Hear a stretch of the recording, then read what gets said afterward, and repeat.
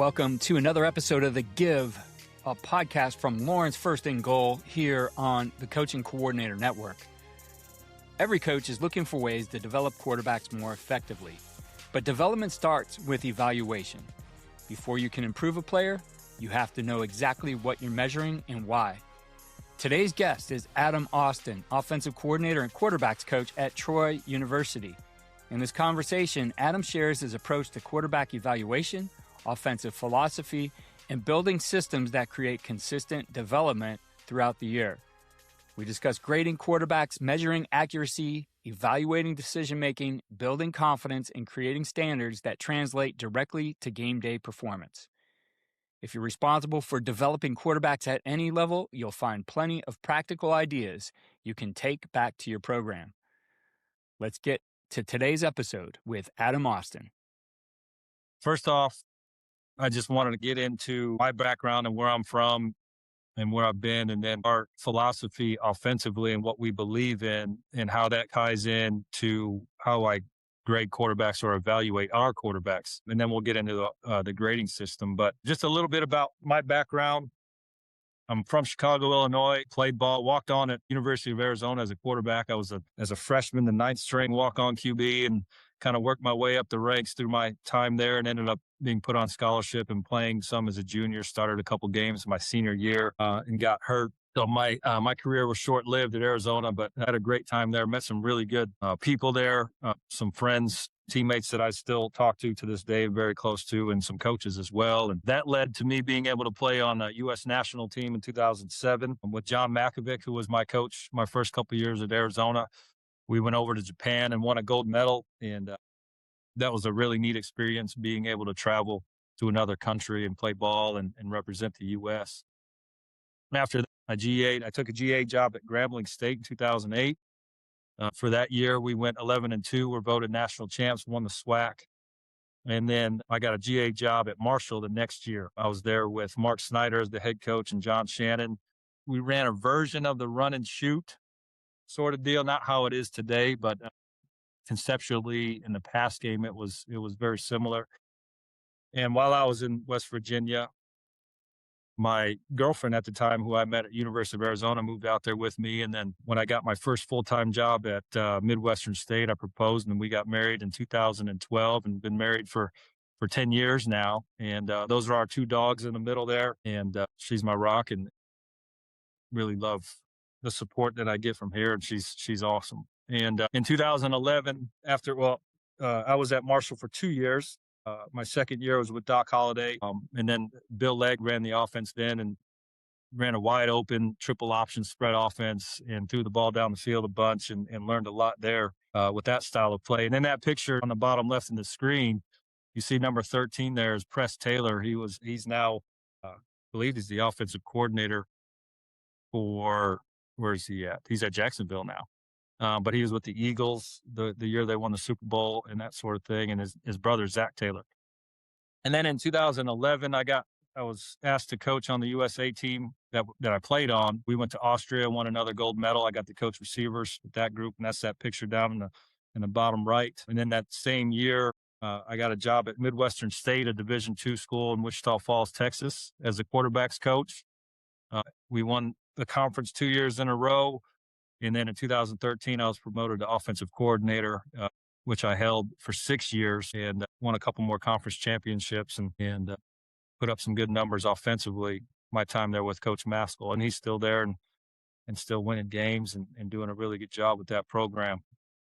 After Midwestern State, I got the opportunity to be the offensive coordinator at Eastern Kentucky for a year. That year, we went 7-5. We're number 6 in the nation in red zone offense and number 1 in the conference in fumbles lost and number 22 in the nation in rushing. And we felt we had a young enough team we were going to be good. And our administration thought otherwise and made a change at our athletic director and head coach. And that left, our staff looking obviously to move on. And that's when COVID hit after 2019. And I then went to Garden City for 5 months, coaching tight ends and receivers. And then I took an offensive coordinator job at Missouri Southern at COVID spring. We played one game that spring against Southern Nazarene and beat them.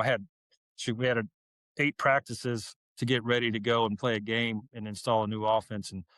And we're able to pull out a win on that one. And then that's when Coach Witten had called me down here at Tarleton after that spring season and asked me to come coach quarterbacks. And so I've been here at Tarleton for 2 years, going on my third year. Here we are a heavy RPO team, downhill run, take a lot of shots down the field. And offensively, getting into our philosophy here, obviously, I just kind of mentioned it, but we're a spread RPO team with a physical downhill run that has a complementary vertical passing attack. And this past year, we had a 1,000-yard rusher and a 1,000-yard receiver. And obviously, with the run pass option being balanced like that, makes it kind of dangerous. But and that's what we believe in. So with that, with our identity being pushing the ball down the field in the pass game, I know our average depth of target in the pass game was almost 14 yards. So we pushed the ball down the field. And so me as a quarterback coach, I have to tailor how I grade quarterbacks and find ways to develop drills to develop those things. And because what we're asking our quarterbacks to do, yes, it's a quarterback's dream. We throw the ball down the field a bunch, but there's a high standard that comes with that where we need to complete these things. So it's a daily process of building confidence in our style of play. So something that we look at, obviously we want to get 100 yards of yak a game, but that's more from a receiver standpoint. And that's something that our receivers really buy into, is winning that 50-50 ball and understanding that you're not always going to be wide open. And if the ball's near you, we got to go and catch it. And we did a little study of close coverage. We've got the luxury of having Pro Football Focus and able to get some of these stats. And we took a look at close coverage percentage. So how often is a quarterback throwing into close coverage? And then how often are your receivers catching the ball in those contested situations? And then so I did it with offenses that we look at as similar offenses that like to push the ball down the field and be aggressive. And at the FBS level, obviously that's Tennessee. At the FCS level, I think, and we believe Incarnate Word did a really good job of that this past year. And we have a similar style of offense. So you look at 15% of the time, Tennessee is throwing into contested situations, which isn't very often, especially when you look at their pass attempts at 470 throughout a season. Obviously, they played a longer season than we have, but within that 15%, though, obviously that'd be 70 throws, and they had 25 catches. So in their contested catch rate, with a deep defender on them, they're catching it at 36%. You look at us, we had 74 close coverage throws into close coverage. We had 33 contested catches at 4. And so we're catching it at almost a 50% rate, which is, it throws down the field in contested throws and catches. That's pretty good. But however, we're throwing into close coverage at a higher rate. So that's something that obviously, if those are numbers that we can see and we understand, hey, we're not getting a lot of separation, we need to make sure we're practicing these situations, contested catches and all those sorts of things. And then how we teach the quarterbacks to throw into those situations, those one-on-one deep balls, we really preach just giving them a chance. You don't have to throw a perfect ball. Just get it near our receivers and they'll go make a play. And obviously Incarnate Word their numbers were real close to Tennessee's, and they're catching the ball a little bit better in contested situations. Obviously, the level of play, I don't know how relative it is to FCS play, and then you get to the SEC when you talk about the level of talent, and then the DB play is obviously a lot better in the SEC. So contested catching in the SEC is going to be a little bit more difficult. But obviously, you watch Tennessee's offense, and they've got guys running wide open a bunch too. A quick break here, and before we get back to Adam, I want to tell you about something I'm personally digging into right now as I prepare our quarterbacks for this summer. It's the 2026 Prep for Camp quarterback bundle from Lawrence First and Goal. For just $39, you get 6 quarterback presentations from coaches working at every level of football. Adam shares his quarterback evaluation system and offensive philosophy. UConn's Robert Weiner breaks down the movement skills quarterbacks need to stay effective in and around the pocket. Toledo's Kyle Orodzansky walks through his complete game week preparation process. The LA Chargers' Kirk Campbell shares quarterback development and coverage identification techniques from his experience coaching at the highest levels. Alabama's Brad Aoki covers situational football and thriving in the 2-minute drill. And Jake Lang of West Florida provides practical drills, standards, and footwork progressions for everyday quarterback development. What I like about this bundle is that every coach attacks a different part of quarterback play: evaluation, preparation, movement, coverage recognition, situational football, and daily development. These are courses I'm studying right now as we prepare our quarterbacks for camp because they provide practical systems that can be implemented immediately. The entire bundle is available for just $39, which is more than 70% off the individual course pricing. Best of all, proceeds from the sale of the course benefit the missions of Lawrence First and Goal. You can learn more at LFG Clinic or click the link in the show notes. Now back to Coach Adam Austin. We get into, how we teach our quarterbacks, and we start with their development and just the overall understanding that on any team, at any position or at any level, the quarterback is going to be subject more second guessing and criticism than any other player or coach. That's the number one thing. And so poise and being able to lock into your process is something that really good quarterbacks can do and not let the pressure get to them. So those are things that we spend a lot of time on talking about, how you handle stress, how you handle pressure, and those sorts of things, so you can go out and execute at a high level. And this is just a page. This is actually something that I got from as a player from John Makovic about playing quarterback and the development of a quarterback, and just understanding that knowledge and self-discipline and concentration lead to consistency. And only when you carefully prepare, you'll produce the results that you want as a championship quarterback. So we obviously, as a quarterback at our level, we start with the mental aspect. And getting their minds wrapped around and prepared to what they're getting themselves into with our offense. Because obviously we all know, when things go well, quarterbacks get too much credit. And sometimes when quarterbacks get too much credit, they start feeling themselves and they get a little cocky and then they get a little greedy, and then the game will humble them really fast. So we talk about those things, about being consistent. And then obviously when things go bad, they get too much blame, and not to let them get down or get distracted on that. Those are just outside distractions, and just go out and execute each play as it has its own life and death. And if we can do that and be focused on those things, we can execute at a high level. But obviously reality has to always bring us back to our fundamentals. And that's how you create that consistency. So when we go on the quarterback evaluations, this is a daily process, games, practices, scrimmages, all those sorts of things. The first thing I look at is mechanics, their pre-snap process. Are we aligned right? Did they set the table? Are we aligned in the right formation? Is the back on the correct side? Those sorts of things. And then post-snap, I look at their fundamentals, their footwork, where their eyes are. And basically we give them pluses and minuses for their mechanics grades. And then they get a percentage grade on that. Then we get into accuracy, and I'll get into a little bit more detail on that here in a second. And then we grade their decisions, but we break their decisions down into 4 categories of being needy. Because we are an RPO offense, the quarterback has a decision to make on every single play. So we break those down into needy, greedy, indecisive, or conservative. Needy is they made the decision exactly according to game plan. They took what the defense gave us, whether we handed the ball off or we threw the ball. And I'll get into more detail here on that in a second.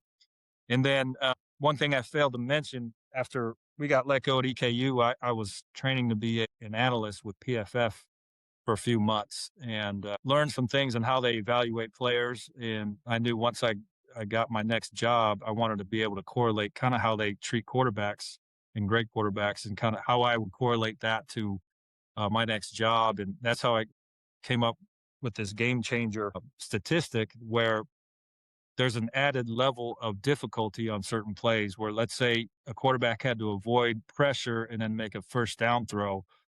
Well, that's easier than a first down throw where you threw a hitch and then the receiver ran for a first down where the hitch was wide open. So there's a degree of difficulty to that. So we add points, percentage points to a quarterback's overall grade when they make those plays, and then vice versa. Then obviously we take a look at their leadership, what kind of character they are, do people gravitate towards them? And then we look at practice production on team periods. We have a grading system or a point system on, like, if we're getting first downs, scrimmage, or we're scoring points, or we're just whenever that quarterback's in, doesn't matter if he's in with the 1s, 2s, or 3s, they just move the ball. So they get some production points added on to their grades there. So what I keep track of, though, is mechanics, accuracy, decision, the game changer, and then the practice production. What I'll do is I'll enter that data into our system. We use DV Sport, but you can do it with Huddle. You can do it with what is the other one? Excel's Thunder. If you just create your own headings and then put in this data, I've made Excel spreadsheets to where I just need to export that data into Excel, copy and paste, and it fills out my grades for me. So I don't have to spend a lot of time doing those calculations. And I'll show you that here in a minute. Okay, so now we're looking at throw accuracy, right? And I got this from my quarterback coach, Mike Canales at University of Arizona. As I've grown in the coaching profession, he's been a big mentor of mine. And this is something that he started, is correlating a throw accuracy scale and correlating it to a GPA and being a student athlete. So on every single throw that we make, I will grade their accuracy on a 4.0 scale. So basically a 4.0 would be a perfect throw. The receiver didn't have to make any kind of adjustment or the ball was placed to protect him. That would be a perfect throw. 3.0 would be maybe like we threw a go ball, but he had to slow down for it, and then he gets tackled after he catches it. Where if you would have let him a little bit more in stride, we probably would have scored. Or they're just slightly off target where the receiver had to make an adjustment that kept him from getting more yards and getting tackled quicker. 2.0 is basically it's still a catch, but the receiver made the quarterback look good. Maybe we threw into double coverage, but the receiver was able to, moss somebody or just leave his feet and make a one-handed catch or something like that. So they'd get a 2.0 on that. A 1.0 would be an incomplete pass, receiver open, quarterback just flat out missed them. And then a 0 for a forced in the coverage interception, or forced in the coverage and it was broken up, or you just threw the ball right to the defender, they'd get a 0. And so here's what their grading scale would look like. And again, as I break down their accuracy every day, I just type it into our system. And then I break the field down into quadrants. But let's say QB1, this box QB1, it shows his overall GPA of the day, 2.7. And what I've found, I've been doing this for probably 6 years now, and a quarterback that can keep their GPA consistently around 3.0 or above, they usually end up being, when they're consistently there, that ends up being our starter and doing pretty well. So the quadrants that I break it down into, if we get down into the red zone, I start breaking the end zone, inside the 20. I start breaking the end zone into quadrants and parts of the end zone that we throw into. So from half of the end zone, I split it in half, and then the back left half would be end zone 1, middle half or middle third would be end zone 2, then end zone 3, and then 4, 5, and 6 in the front of the end zone. And then they get a tally of how many balls they threw into that area, and then their accuracy GPA in each area. Okay. And then when you get into the open field, quadrant 1, 2, and 3 are all throws past 20 yards. So quadrant 1 would be from the left hash to the left sideline past 20 yards, what kind of throw they made in their GPA. And same thing with quadrant 2 and 3. And then 4, 5, and 6 is from the line of scrimmage to 20 yards in depth from the line of scrimmage, their accuracy in those zones. And then 7, 8, 9 are basically all like screen type of throws, quick screens or anything behind the line of scrimmage. And so our guys will get, okay, you can see here QB1 in quadrant 1 through one attempt past 20 yards in this practice and had a 3.0. So that was an accurate throw. But in quadrant 3, he was a 1.0. So then as you go through your practices and you start to tally up and add up, you can see there might be an area where he's throwing where we're just not completing or he's not accurate. So then I'm able to pull up those clips and say, okay, what are the reasons this quarterback isn't making these throws? And then we develop a plan to make him better at. So we study this every day. And then our quarterbacks use it as a competitive thing. Like they want to obviously have the highest GPA. So they compete to throw 4 balls in everything that we do. And we will chart their accuracy scale in 1-on-1, 7-on-7, and team segments. So credit to Coach Canales with the GPA scale. And I think this has really helped the development and just getting their focus on what type of balls they need to be throwing and that sort of stuff. Then we get into our game changer, our production multiplier. And I'll start to show some film after this. But basically what this is, like I said earlier, if let's say, for instance, we've got off coverage, we've got a hitch option on the to an outside receiver, and it's off coverage. Cornerback's bailing out of there, and we catch and we throw it out there for a completion. Well, you can kind of think almost anybody can come off the street and throw that completion. So there wouldn't be, we would call that a routine play. So a quarterback wouldn't get a plus or minus on that. He's just doing his job. That's a routine thing. There's no added difficulty to it. Where we start to add points to his overall grade on the day is if they make a throw past the chains or they put the offense in position to move the chains, they get an added multiplier to their overall grade. Okay, let's say to get like a 1 bump on their grade, the quarterback would have to maybe avoid pressure and then throw for a first down, or maybe throw into a window between two defenders on a dig route or a hole shot on a go ball or things like that. 1.5 is reserved for deep balls, so past 25 yards where it catches the receiver, and it's got to catch him in stride, can't slow him down, those sorts of things. And then a 2.0, 2% bump on their overall grade, they would have to make a game-changing or game-winning type play. And then on the negative side, where things can go bad, obviously, we won't give our quarterback a negative bump if it's like an unforeseen sack. Maybe a defender had maybe our blindside tackle just fell down or something, and the defensive end came scot-free and the quarterback didn't see it and got sacked and fumbled. That's something that he can't control, so we wouldn't give the quarterback a negative for that. However, we would if they fumble or get a sack where they have time to secure the ball, if they sack it, or if they have time to get out of the pocket to make a move and make a better play. They also get a minus 0.5% on their grade if they force a throw into coverage that results in a pass breakup. And then a -1 is reserved for sacks or fumbles caused by the quarterback holding on to the ball too long, or a wildly inaccurate or forced throw that turns into an interception. And then a minus 1.5 is just the quarterback throwing it straight to a defender. No miscommunication with a receiver. They just threw it right to a defender. And then a -2 is like a game-changing negative play where it's a sack, fumble, or a pick six, where it loses the game.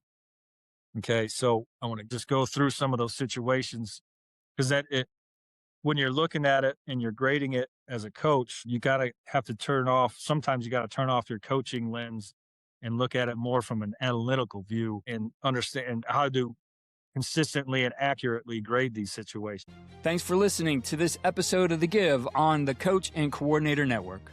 A big thank you to Adam Austin, offensive coordinator and quarterback coach at Troy, for sharing his approach to quarterback evaluation, development, and offensive philosophy. If you enjoyed this conversation, be sure to subscribe so you don't miss future episodes featuring some of the best coaches in the game. You can find hundreds of clinic presentations and coaching resources at Lawrence First and Goal, lfgclinic.com, where every course purchase helps support the Foundation's mission. For more information, visit lfgclinic.com. Thanks for listening, and we'll see you next time on The Give.